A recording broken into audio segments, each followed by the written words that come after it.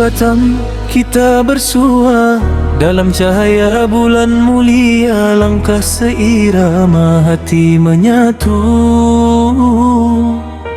menjemput berkat di waktu yang syahdu.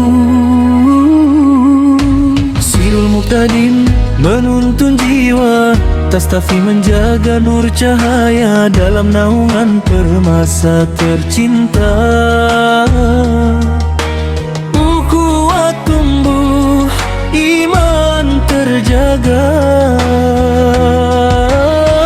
bersama kita kuatkan tekad, satukan langkah dalam ibadah. Safari Ramadan, cahaya persatuan. Aceh di perantauan tetap dalam keimanan, dengan rapai dan doa yang berkumandang. Permasa hadir membawa keberkahan. Safari Ramadan, hati dalam genggaman. Sirul Muqtadin, Tastafi jadi pedoman.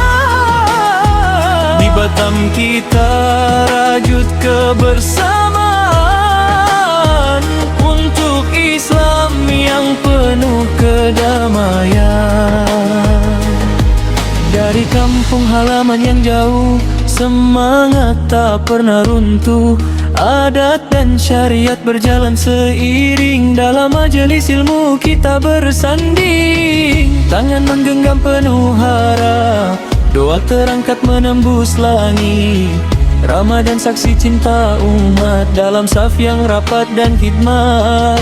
Beri syahdu, ya Allah, satukan hati kami dalam dakwah dan silaturahmi.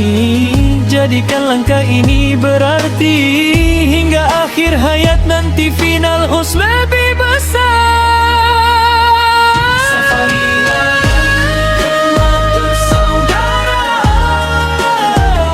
Aceh dan Batam dalam satu tujuan, permasa berdiri sebagai sandaran.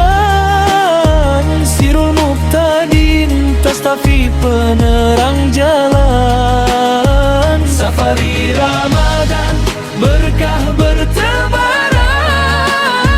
Kami berbunyi penuh keyakinan, bersama kita jaga keimanan, untuk generasi dan masa depan.